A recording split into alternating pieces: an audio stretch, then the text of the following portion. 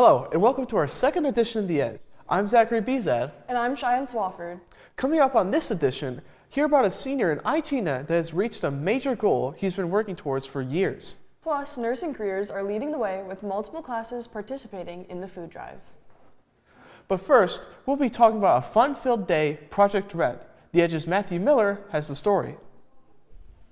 On Tuesday, September 24th, third graders from across Lapeer County went to Rural Education Day at the Eastern Michigan State Fairgrounds. EdTech's very own Ag Science students helped run the event. Project Red is important because not a lot of kids know about things like agriculture or horticulture, and things like tractor safety are pretty important because they could get hurt, and then of course knowledge and learning is good. I think it does make a difference with the kids, and I think it's good for them to get that hands-on learning. So we had them gather around a table, and I just showed them what each plant was, and they got to pick just one, which was very difficult because the kids wanted all of them. And then, they got a little dirty, so it was hands-on and sensory with the dirt, and then they got to plant them.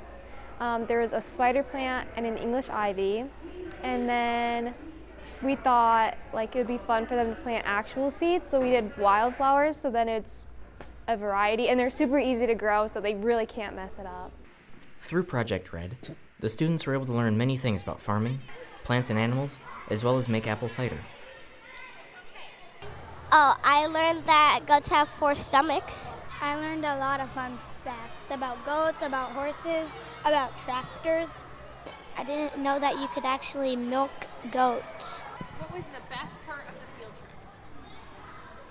trip? Lunch. We're glad that everyone had fun and that lunch was good. Reporting for The Edge, I'm Matthew Miller. You may be familiar with the saying checks in the mail, but in agriculture, it's chicks in the mail. On Wednesday, October 2nd, baby chickens arrived via the United States Postal Service, safe and sound. You may be wondering why they would come in the mail. They're being mailed because it's easier for us to get them, and they're faster if they're a live animal in the mail. In a room in our barn that we keep warm because we gotta keep them at a right temp. The chickens will be raised by the students this year. Some will head to the National FFA competition with the team. The others will be raised, processed, and then donated to needy families in Lapeer County. Nursing Careers is hosting a food drive for sown soup to help those in need. The food drive started on October 7th and will last until October 25th. The food drive's goal is to obtain 5,000 items. Students from Nursing Careers will come by each class Friday afternoon to tally up how many items each class has brought. The tallies are posted in the hallway between Nursing Careers and Medical Careers. So we did it last year for both AM and PM, and we raised over 1,000 items between Nursing Careers and Medical Careers, so we decided to do it for the whole school this year.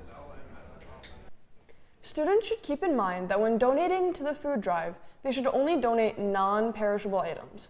The class who donates the most to the food drive will win a prize as well. In other news, many local districts are putting on stage plays this October and November. Today, The Edge's Alexis Burhans takes you behind the curtain for a sneak peek of what to expect. That's right, and this fall, Emily City, Lapeer, Elma, and North Branch are putting on stage productions. Metallurgy student Ava Stone has been active in their drama club. Last year, she was a part of the Anything Goes production. This year, she has a leading role in Matilda. She is playing Miss Honey. And we also have a lot of numbers dance-wise and scenes acting-wise. So I think probably not. This is probably one of the bigger ones we've done. Since the Lapeer Theater is getting updates, the musical will actually be performed at Emily City Performing Arts Center. In Emily City, students will be performing their stage play, Clue. The Edge's own Anthony Zerna is part of this production. I play Colonel Mustard.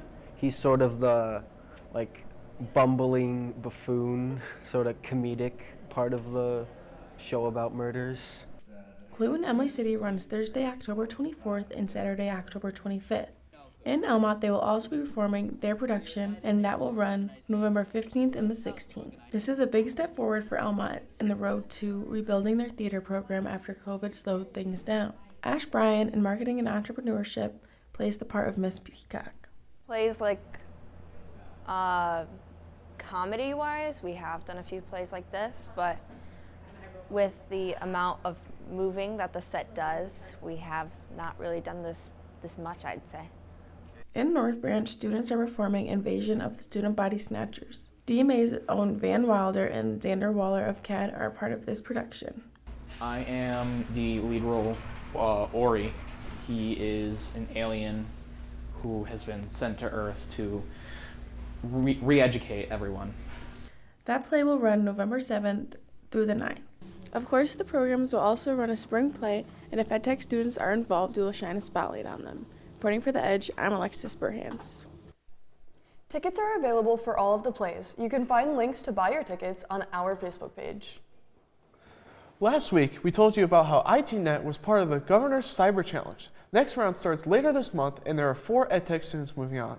Second years Christian Major from Lapeer and Jerry Zhang from Emily City, along with 2 juniors from Almont, Dylan Johnson and Ridley Majewski, have qualified for the next round after finishing in the top 48 in the state. They will travel to Novi on October 16th to compete in the annual Michigan Cyber Summit conference. We'll be sure to give the results. One EdTech student recently reached a huge milestone that was years in the making. A student in ITnet just attained the rank of Eagle Scout. The Edge's Landon Schroeder has the story. The Eagle Scout is the highest rank in Boy Scouting, and out of the millions of people who go through scouting ranks, only 4% reach the rank of Eagle Scout. ITnet's Justin Ramp is now one of the 4%. So an Eagle Scout is the highest rank in Boy Scouts, and in order to get it, you have to do something called an Eagle Scout project. There's 2 big things to an Eagle Scout project. The main goal is to prove that you can be a leader, and the secondary goal is to help the community, right? Every Eagle Scout has to complete a service project. Justin chose to make cardinal-themed birdhouses for a local park in Dryden. He not only came up with the idea, but sourced the material and recruited help to make the birdhouses. But scouting was much more than just one project. He will leave the organization with lots of memories. So I did something called the Honor Guard. I actually have a patch for it right here. And the Honor Guard is you go up to Mackinac Island and you essentially work at Fort Mackinac for a week. We raise and lower the flags, help fort staff, guests, etc. Becoming an Eagle Scout takes years of hard work and dedication. I became an Eagle Scout because I figured instead of spending years in student loan debt, I figured I can get the $48,000 scholarship that comes with being an Eagle Scout over the course of 10 years and have fun while doing it. Justin hopes to put the scholarship to good use. He is going to apply to Oakland University, Eastern Michigan University, and Ohio State University. We wish him the best of luck. Reporting for The Edge, I'm Landon Schroeder. That's all for this edition of The Edge. Thank you so much for watching, and be sure to stay tuned for our next edition. In the meantime, you can keep up with us on Facebook, Instagram, Snapchat, Twitter, and TikTok at The Edge LC. I'm Zachary Bizad. And I'm Cheyenne Swafford, signing off until the next Edge.